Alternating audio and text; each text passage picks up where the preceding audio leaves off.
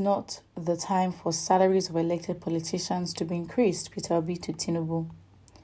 The presidential candidate of the Labour Party in 2023 general elections, Peter Obi, has condemned the alleged increment of salaries of political officers or office holders, judicial and public office holders by 114%. Oh, wow. Recall reports alleging that President Bola Tinubu-led administration on Wednesday proposed a 114% increase in the salaries of elected politicians, including the president, vice president, governors, lawmakers, judicial and public office holders. The report stirred outrage, with many Nigerians condemning the action of the new government. Reacting in a tweet on Thursday, Peter Obi stressed that the increment of salary, whereas millions of Nigerians wallow in poverty, was not done at the appropriate time. He further stressed that the new government should be more focused on cutting the cost of governance and alleviating the sufferings of Nigerians. The tweet reads, "I learned with great reservation the approval of a 114% increase in the salaries of elected politicians, including the president, vice president, governors, lawmakers, as well as judicial and public office holders by the Revenue Mobilization, Allocation and Fiscal Commission. This is not the appropriate time for such salary increment if it is at all necessary. We are living in a time when an average Nigerian is struggling with many harsh economic realities, and over 130 million Nigerians are now living in poverty. This is a moment where recent reform measures by the government have increased living costs astronomically. One would expect the leaders and public office holders to focus on cutting the costs of governance, alleviating the sufferings of Nigerians. This moment calls for creative ways of pulling the majority out of poverty. In the immortal words of Shakespeare Julius Caesar, what touches us ourselves shall be last reserved. The leaders therefore should prioritize what affects the masses and those on the lower strata of society over themselves. The sacrifice at this time in our nation should be borne by the leaders. The increment should be reversed immediately, and the savings should be devoted to fixing education, healthcare, and poverty alleviation, especially in the remote rural areas." Okay, so what happens?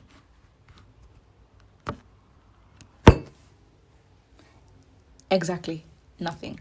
Because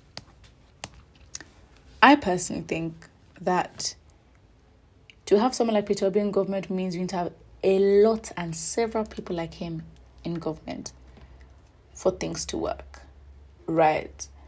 And really, I don't know why Peter Obi is giving free advice that if you are in that position, this is something that, why are we telling you your job? Did you not understand the job description before you applied? Like, I really don't get it. And I just think it really angers me when we tell the government the obvious. They know what to do. They're not stupid. Like, they know what to do. And I just think that 114%, I think, one thing is to just be disrespected. Okay, they can increase.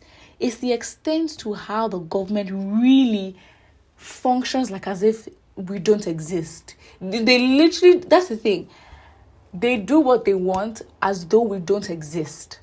And I think because, again, we have been, bamboozled and taken advantage of, because we really don't know our powers of people as we unite.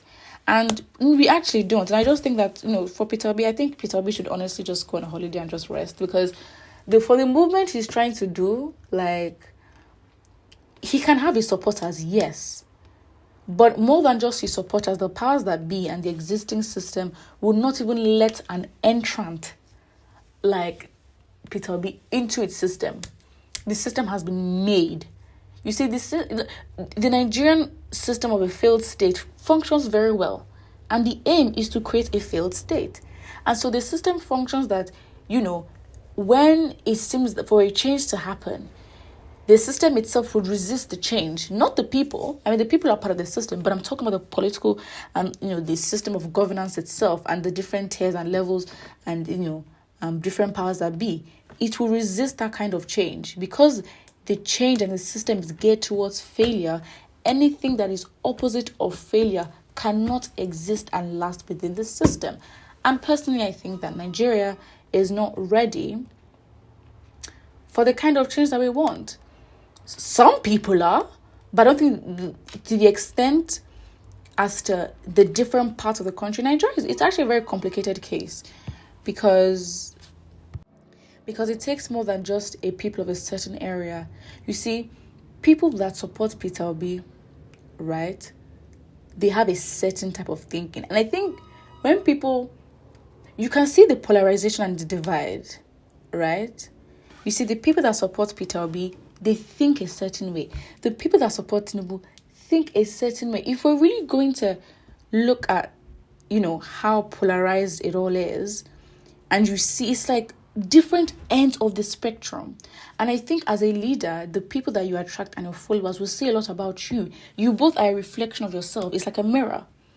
And so when you have that, someone like Peter Obi comes and people think like Peter Obi and act like Peter Obi, or they may not be perfect, but when it comes to the core thinking pattern and mindset, it's just a certain type and caliber of people.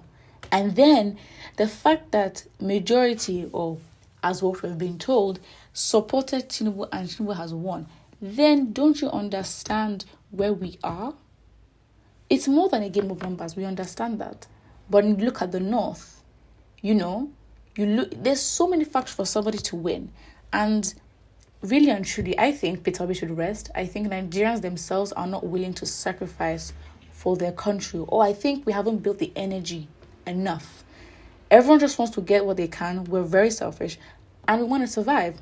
Ideally, we want to survive in a different environment if we can even.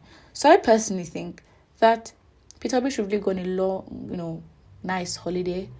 And he could just, build himself as, do his businesses, provide jobs, do what he can as a citizen, that is actually impactful. But I think that for him, advising Tinubu, I personally don't want Peter Obi to reduce himself to a class of people or class of individuals that just talk and give advice all the time. Or speak, or those people that, we condemn the actions of this government. We do. Please. We have so many bodies doing that. And all we have been doing is talking.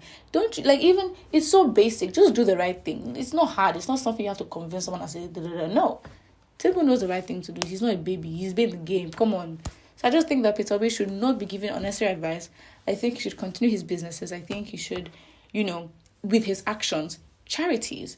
I think that's how we can put his name out there and make himself known as someone who was a presidential candidate, but he just didn't stop. If he has charities, he builds schools, he invests in people's education. I mean, he's building the energy and being an example that people can see. Not just here, you say this, no. People can see. So literally, that's what I think he should do. And I don't want him to reduce himself to individuals that just give advice. And because, okay, fine, you can be respected in society, but you can't just be talking all the time. No, you can't. So I just don't want Peter Obi to start giving advice and, be those individuals that say we condemn the actions, we don't agree, don't do this, don't do that. They're not babies. They know what they're doing. Please, put what you think in the comment section below and don't forget to like and subscribe.